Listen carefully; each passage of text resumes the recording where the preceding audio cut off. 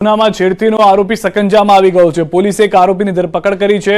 ઊન વિસ્તારમાંથી ઝડપાયો છે આરોપી વિધર્મી હોવાનો ખુલાસો થયો છે। સંચાના મશીન ચલાવવાનું કામ કરતો હતો યુવક। સુરતના ઉધના વિસ્તારમાં અંજના સ્થિત અમન સોસાયટી નજીક આરોપીએ યુવતીઓની છેડતી કરી હોવાની ઘટના સીસીટીવીમાં કેદ થઈ હતી, જેને લઈને સોસાયટીના ઉપપ્રમુખે પોલીસમાં અરજી પણ કરી હતી। પોલીસે ફરિયાદ અને સીસીટીવીના આધારે અલગ અલગ ટીમ બનાવી તપાસનો ધમધમાટ શરૂ કર્યો છે। ત્યારે પોલીસે ઊન વિસ્તારમાં રહેતા અને સંચાના મશીન ચલાવતા યુવકને દબોચી લઈ કાર્યવાહી હાથ ધરી છે। 700 થી વધુ સીસીટીવી ચેક કર્યા છે, જેમાં આરોપી જે છે એને પાછળ અમે ઘણા પાછળ હતા, કેમ કે 24 કલાક જેટલું અંતર થઈ ગયું હતું, પરંતુ વિવિધ ટીમો બનાવીને છેવટે અમને સફળતા મળી હતી। અમારી ટીમને અમે અભિનંદન પાઠવીએ છીએ, કેમ કે ખૂબ જ મોટું ટાસ્ક હતું। અંબાજીથી સમાચાર। દાતાના ભીમાળ ગામે ચોરીની ઘટના। ભીમાળ ગામના નવાવાસમાં મોડી રાત્રે ચોર ત્રાટક્યા હતા। બુકાનીધારી તસ્કરો ગેરેજમાં ઘૂસ્યા। મોડી રાત્રે 1 વાગ્યાના સુમારે ચોરીની ઘટનાને આપ્યો અંજામ। મારુતિ વાનમાં માલ સામાન ભરીને તસ્કરો ફરાર। રિપેરિંગ માટે આવેલી મોટરો સહિત અન્ય સામગ્રીની કરી ચોરી। ચોરીની સમગ્ર ઘટના સીસીટીવી કેમેરામાં કેદ થઈ દાતાના પોલીસ સ્ટેશનમાં કરાઈ ફરિયાદ। દ્રશ્યોની અંદર સમગ્ર ચોરીની ઘટના જે છે તે જોવા મળી રહી છે। હાલમાં પોલીસ ફરિયાદ કરવામાં આવી છે।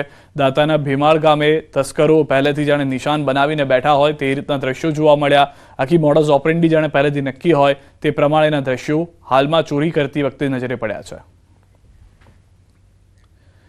ગીર સોમનાથથી સમાચાર। તાલાલા ગીરમાં ખાનગી પાર્ટી પ્લોટમાં લગ્ન પ્રસંગમાં ચોરી કરનાર આરોપીને પોલીસે ઝડપી લીધો છે। લગ્ન પ્રસંગે પાર્ટી પ્લોટમાં રૂમમાં ઘૂસી સોનાનો હાર સહિત દાગીના તેમજ રોકડ સહિતની ચોરી કરી હતી। પોલીસે 3 લાખના મુદ્દામાલ સાથે અશોક સોલંકીને ઝડપી કાયદેસરની કાર્યવાહી હાથ ધરી। અંકલેશ્વરના બાકરોલ નજીક અકસ્માત થયો છે। અકસ્માતમાં 2 લોકોના મોત થયા છે। મારુતિ વાહન ઝાડ સાથે અથડાતા અકસ્માત થયો છે। સ્ટીયરિંગ પરથી કાબુ ગુમાવતા થયો છે અકસ્માત। હાલમાં અકસ્માતને લઈને વધુ જાણકારી પ્રાપ્ત કરવામાં આવી રહી છે। સ્થાનિક પોલીસની ટીમ ત્યાં આગળ ઉપસ્થિત છે। હાલમાં 2 લોકોના મોતની પણ જાણકારી મળી રહી છે। અકસ્માત કેવી રીતે થયો તે તમામ મુદ્દાને લઈને તપાસ કરવામાં આવશે। વડોદરા હાલોલ રોડ પર રેફરલ ચોકડી પાસે વહેલી સવારે લાકડા ભરેલા ટેમ્પાને બચાવવા જતા ટેન્કર કેબિનમાં ઘૂસી ગયો। રોડ સાઈડ પર આવેલા લારી અને કેબિનનો કચ્ચર ઘાણ નીકળી ગયો। કેમિકલ ભરેલ ટેન્કરે અકસ્માત સર્જાતા અફરાતફરીનો માહોલ સર્જાયો। ઘટનામાં ટેન્કર ચાલકને નાની મોટી ઈજાઓ પહોંચતા સારવાર અર્થે ખસેડાયો। જો કે રેફરલ ચોકડી પર મુસાફરો વધુ સંખ્યામાં હોત તો મોટી દુર્ઘટના સર્જાઈ હોત। આ સમગ્ર ઘટનાના સીસીટીવી ફૂટેજ જોવા મળ્યા છે। વડોદરાથી સમાચાર। ગોલ્ડન ચોકડી પાસે ગેરેજમાં મારામારી। બુલેટ રિપેરિંગ કરવા આવેલા ગ્રાહકે મારામારી કરી। મારામારીની ઘટના સીસીટીવીમાં કેદ થઈ। કયા પાર્ટ્સ બદલ્યા, આટલો બધો ખર્ચ ન થાય, હું પૈસા નહીં આપું તેમ કહી માર માર્યો। ફરિયાદ કરીશ અથવા તો વારસિયામાં દેખાઈશ તો મારી નાખવાની પણ ધમકી આપી। ભોગ બનનારે આરોપીઓ વિરુદ્ધ ગુનો નોંધવા સીપીને અરજી કરી।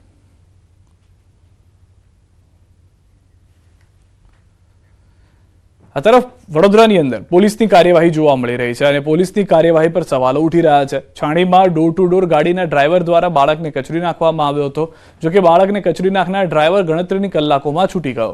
પોલીસ જાણે કે કોન્ટ્રાક્ટરના ઘૂંટણીએ પડી ગઈ હોય એમ ગણતરીની કલાકોમાં જ ડ્રાઈવરનો છુટકારો થઈ ગયો।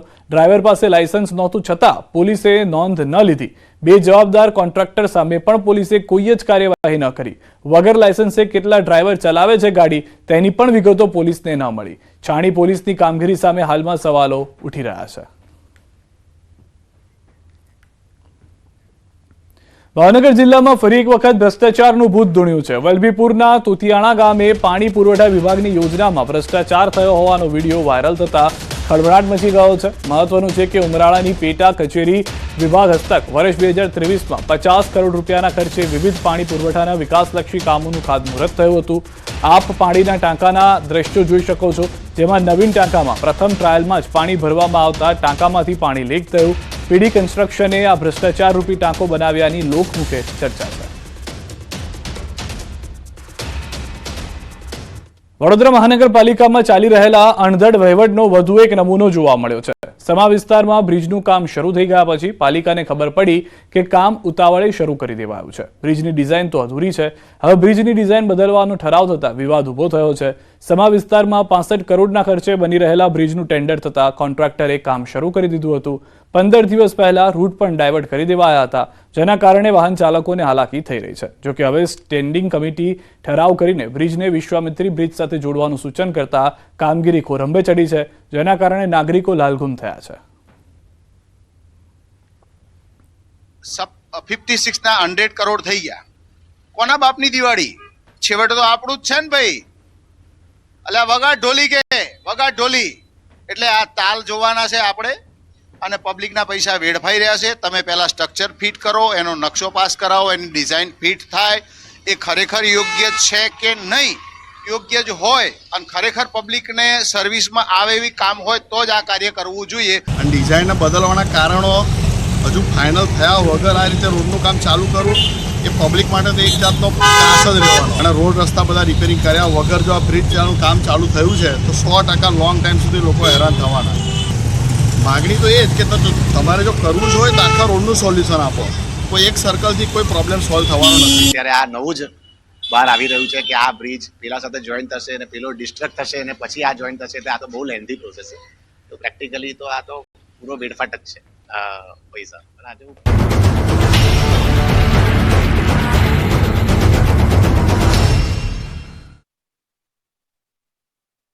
વિશાલ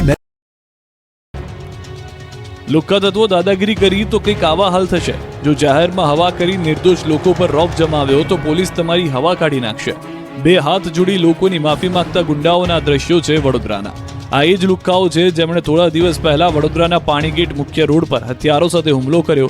આરોપીઓએ હિતેશ કહાર પર હથિયારો વડે જીવલેણ હુમલો કર્યો, પણ પોલીસે આરોપીઓને પકડી બરાબરની સરભરા કરી. જે હાથમાં હથિયાર હતા તે જ હાથથી હવે માફી માંગવી પડી. પોલીસે એવો સબક શીખવ્યો કે આ લોકોને ચાલવાના પણ ફાફા પડી ગયા, જમીન પર પગ મૂકવાના પણ સાસા પડી ગયા. જે વિસ્તારમાં દહેશત ફેલાવી હતી તે જ વિસ્તારમાં પોલીસે આરોપીઓનું સરઘસ કાઢ્યું. સરઘસ કાઢી તવાઈ બોલાવી નરેશ, હર્ષ અને શિવમ કહાર નામના આરોપીઓનું સરઘસ કાઢી ઘટનાનું રિકન્સ્ટ્રક્શન કર્યું. જોઈ લો, ગોધરાના લીલેશરા ગામે જન્મ દિવસે કાયદાના લીરે લીરા ઉડાવવા શખ્સને ભારે પડી ગયા. તલવારથી કેક કાપી ભાઈગીરી કરતા મહાશયને પકડી પોલીસે બધી ભાઈગીરી ઉતારી નાખી. જન્મદિવસના રંગમાં ભંગ પડ્યો. ગોધરાના લીલેશરા ગામે મહેબૂબ ગોરા નામના શખ્સનો જન્મદિવસ હતો, જેની ઉજવણીમાં ભાન ભૂલેલા લોકોએ એક બુલેટ પર 3 જેટલી કેક મૂકી તલવાર વડે કેક કાપી. સાથે ભાઈબંધો આવ્યા પણ તું ના આવી, તારી યાદમાં મારી આંખ ભીંજાય નામના ગીત પર એક બાદ એક તલવાર વડે કેક કાપી આકાશ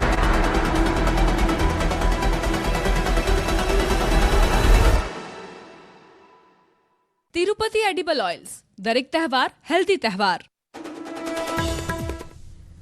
રાજકોટમાં ગોપાલ નમકીનની ફેક્ટરીમાં લાગી ભીષણ આગ. મેટોડા જેડીસીમાં મેજર કોલ જાહેર. આગ પર કાબુ મેળવવા પ્રયાસ. બનાસકાંઠાના છાપીમાં ફ્રૂ વિભાગના દરોડા. પનીરનો 1.66 લાખનો જથ્થો કરાયો સીઝ. પનીરમાં પામોલિન અને એસિટિક એસિડનો કરતા ઉપયોગ. દાહોદમાં પોલીસ દ્વારા કરોડોના વિદેશી દારૂનો કરાયો નાશ. જાલોદ ડિવિઝનમાં 6 પોલીસ સ્ટેશનના દારૂ પર ફર્યું રોલર.